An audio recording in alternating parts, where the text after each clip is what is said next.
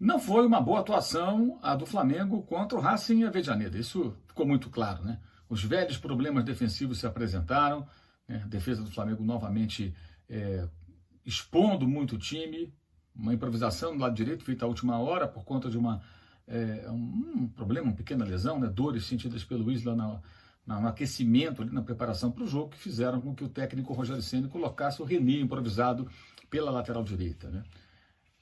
Antes de continuar essa análise, eu quero deixar aqui registrado e quero pedir a você para clicar aqui no link, caso você não tenha feito ainda o download do OneFootball, o aplicativo que você pode baixar acessando o link que está na descrição desse vídeo.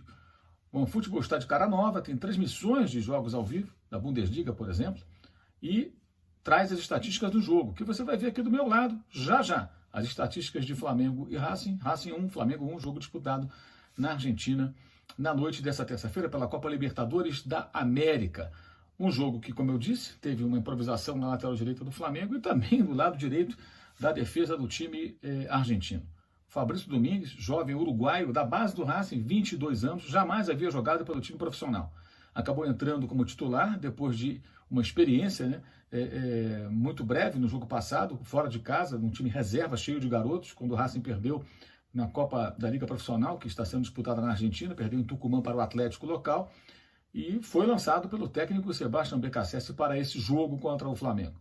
Antes ele tinha jogado profissionalmente pelo Tigre, clube para o qual foi emprestado quando o Eduardo Cudê ainda era o técnico do Racing, e fez lá 12 partidas, ou seja, um jogador pouco experimentado, mas que foi lançado nesse jogo, numa decisão ousada do técnico argentino, e fez toda a jogada do primeiro gol do jogo, o gol que abriu o placar, gol do Fertoli, numa jogada que evidenciou os problemas defensivos do Flamengo já na parte inicial daquela partida, né? Muitos erros foram cometidos, Léo Pereira, o goleiro Diego Alves, o René chegou atrasado da marcação do autor do gol, enfim, foi um efeito dominó ali com muitas falhas defensivas, individuais e coletivas, né? Porque você percebe que coletivamente é bagunça, o zagueiro sai na cobertura, deixa um buraco atrás, outro zagueiro se desloca, enfim, um pandemônio, e aí o Racing abriu o placar logo no começo do jogo. O Flamengo empatou, curiosamente, justamente pelo setor do Fabrício Domingues, né? Um jogador que tem características ofensivas, surgiu como um meia ofensivo, jogou muitas vezes ali como ala e tal, nos tempos ali de base no Tigre, mas não é um jogador da função, e deixou muito espaço. O zagueiro Nery Domingues saiu da sua função ali na zaga, 3 zagueiros, né? Inclusive na equipe do Racing, para fazer a cobertura, foi facilmente batido pelo Bruno Henrique, que serviu o Gabigol empurrou para o fundo das redes do goleiro Arias, que é um goleiro argentino e chileno. Ele se naturalizou chileno, jogou um bom tempo no futebol do Chile, mas nasceu na Argentina. E com isso, o Flamengo empatou o jogo, um jogo que teve momentos de domínio do Flamengo, domínio do Racing, o Racing com menos posse de bola, mas subindo a marcação e dificultando o time carioca quando tentava sair jogando, ou seja, o Flamengo fez um jogo aquém. O Racing foi melhor do que o esperado, porque tinha muitos desfalques. Solari, que é o homem que poderia fazer aquele lado direito, o Marcelo Dias, que é o jogador importante demais no meio campo, volante experiente chileno. O Flamengo até já pensou em contratá-lo no passado, lá para 2016, 2017, mas não conseguiu, ele estava na Alemanha naquela época, entre outros, né? O Garejo não jogou, enfim, são vários jogadores machucados, vindo de lesão, lesão muscular, operação de joelho, o Vitanis também, que é o centroavante, era uma opção de ataque também, se contundiu, o Cristal, do ex-Palmeiras, foi afastado do jogo por conta de infecção da Covid-19, enfim, o técnico Becassese teve que remendar a sua equipe para esse confronto com o Flamengo. E conseguiu sair muito bem se você analisar o contexto dessa partida. O Racing perdeu seus 4 jogos anteriores pela competição que está disputando no seu país, e o dirigente, importante dirigente, ídolo do clube, ex-jogador Diego Milito, anunciou que renuncia ao cargo de diretor de futebol do Racing por divergências com o presidente Vitor Blanco. Isso aconteceu aí, agora, nas vésperas do jogo. Então, um ambiente pesado dentro e fora do campo, e ainda assim o Racing conseguiu ser um adversário muito difícil, na minha visão, inclusive jogou melhor do que o Flamengo dentro daquilo que você espera das equipes.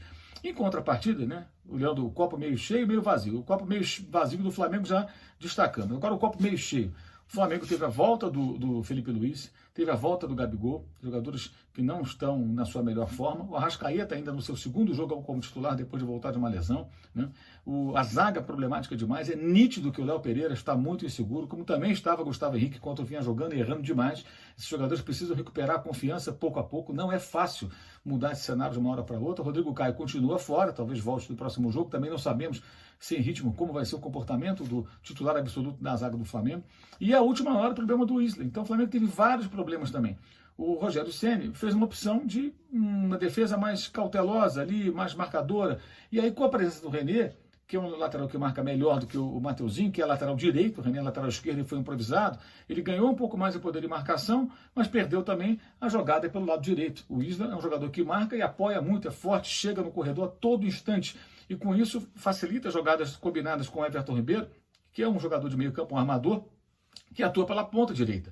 E o Everton precisa do jogador que passa pelo lado para fazer as jogadas com ele, as tabelas, e ele buscar a faixa central do campo nas triangulações ali por aquele setor. E isso não foi possível porque o René não apoiava. Ele não tem essa característica de apoiar constantemente, especialmente jogando pelo lado direito, ele é lateral esquerdo, repito, e também numa situação que ele entrou principalmente com a missão de tentar fechar aquele setor.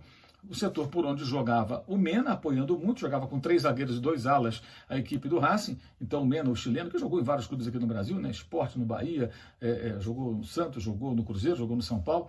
E o Mena avançando muito, e o Fertoli fechava como homem de meio campo quando o time não tinha bola. O time jogava com 5 na linha defensiva, né? 3 homens ali no meio e 2 mais à frente, né? Voltando sempre para ajudar também o Reniero e o Lisandro Lopes. E quando atacava, o Fertoli saía dessa linha de meias e se juntava a dupla de atacantes abrindo o lado esquerdo, com o Reniero pela direita, habitualmente, e o Lisandro Lopes jogando dentro da área. O Lisandro que levou muito perigo, não faz um gol a 19 jogos, desde outubro do ano passado, então não são tantos jogos assim, mas é um período muito longo. Claro, também tem aí a Covid no meio, paralisação do futebol e tudo mais. Mas o Lisandro chegou a fazer um gol anulado e deu muito trabalho. Por quê? O que fez o BKSS? Colocou seu experiente jogador de ataque na função de centroavante. Mas o Lisandro Lopes não tem jogado como centroavante há muito tempo, desde a época em que o Lautaro Martínez formava com ele uma dupla ofensiva no Racing, antes do Lautaro ir para a Inter de Milão. E o que acontece ali? O Lautaro era o homem mais enfiado no ataque, como já aconteceu com o Cristaldo, com o Civitanis, com outros jogadores de ataque, e ele circula mais. Funciona às vezes até como um armador, voltando, buscando o jogo, distribuindo o jogo.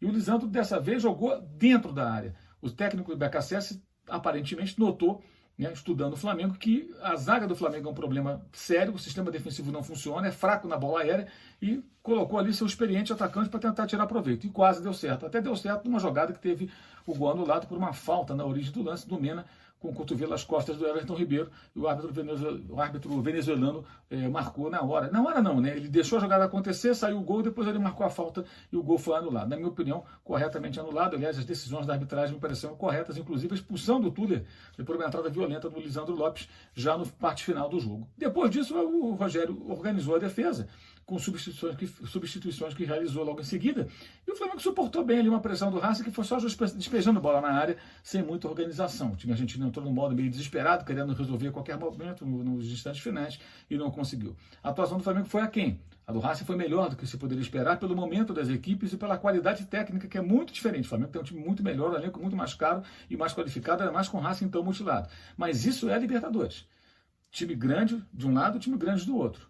Time grande, mesmo com um elenco inferior tecnicamente, vai dar trabalho. Não vai vender barato a derrota, não. E foi o que fez o Racing nesse jogo. Se organizou bem para essa partida, fez um jogo acima do que se esperava, poupou jogadores no fim de semana, preparou o seu elenco para esse confronto e está aberto, né? Até porque o Flamengo tem a vantagem de poder empatar em 0-0, porque fez um gol fora de casa, e esse é um critério de desempate, sabemos, para a Copa Libertadores. Mas o Flamengo tomou um gol todo jogo. Alguém acredita que esse jogo termine 0-0? É muito provável que o Racing faça um gol no Maracanã.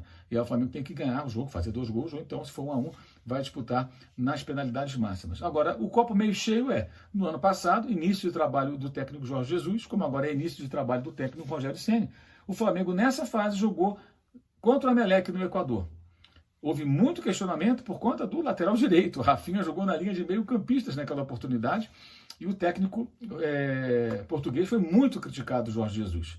Por quê? Porque o Flamengo não jogou bem e perdeu por 2-0. Né? E tinha que reverter ali uma situação muito difícil, conseguiu, mas chegou no Maracanã contra a equipe do Emelec com 0-2. Né? Dessa vez está 1-1. Né? E fez um gol fora, o que eu acho que não deve significar muita coisa, porque a tendência é o Flamengo voltar a tomar um gol, como tem acontecido todo o jogo, né? Enfim, mas conseguiu um resultado melhor contra um time que não é tão forte, mas um clube que tem camisa mais pesada que o Emelec, tem muito mais tradição, um clube argentino, ou seja, um time até que não é inferior do que era aquele Emelec do ano passado, não, se bobear até melhor, mesmo com os desfalques todos, né, e com um bom treinador, meio controverso em alguns momentos, mas que montou bem a sua equipe e o Flamengo acabou voltando com lucro, porque nas circunstâncias com o Tuller expulso, na parte final do jogo, acabou sendo até interessante para o Flamengo esse resultado de 1-1, podendo decidir no Maracanã.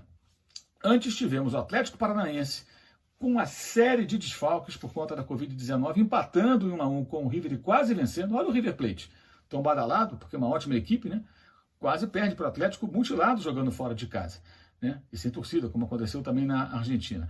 E o Santos conseguiu um grande resultado, derrotando a LDU, também com vários desfalques, jogando no Equador. Menos posse de bola, foi pressionado, o time equatoriano chutou mais, mas o Santos de novo conseguiu ir bem. Parabéns ao Santos, que consegue fazer uma temporada bem acima do que se esperava, pelo enfraquecimento do seu elenco, saída de jogadores, pelos problemas financeiros do clube e pela necessidade de lançar jogadores jovens que conseguem responder o que, aliás, é uma tradição do Santos, né?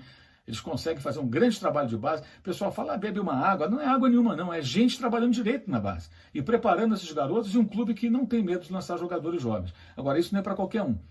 No caso específico do Flamengo, muita gente fala, coloca os garotos. Não é assim. Não é assim. Até porque a expectativa do Santos, por não ter grande investimento, não é tão grande. Então há uma compreensão maior. No caso do Flamengo, se cobra muito mais resultado nesse momento dos clubes. E isso também tem que ser observado nessa avaliação. Mas funcionou bem naquela crise com o Del Valle, enquanto o Palmeiras não tinha opção. Aí você vai com o que tem. Foi o que aconteceu com o Santos. Mas abrir mão de jogadores mais experientes, encher o time de garotos, por opção, é um risco muito grande. Dificilmente um técnico faria isso, a não ser que os titulares estejam no limite do limite do limite. Mas, na zaga, é possível até que isso tenha que ser feito, porque Natan, jovem e experiente, conseguiu ser expulso do banco de reservas, ele e o Tuller expulso, são menos 2 jogadores. Se o Rodrigo Caio não se recuperar, quem o Flamengo vai ter para montar a zaga contra a equipe do Racing na semana que vem? Não tem o Tuller, não tem o Rodrigo Caio, caso não se recupere, não tem o Natan, que também tinha sido convocado para a seleção aí de sub-23, essa coisa toda. Vai ter o Noga, que vinha jogando, tem 18 anos, o Otávio jogou só contra o Palmeiras, outro garoto, ou o Gustavo Henrique, tão criticado. Complicado, né? Enfim, saudações.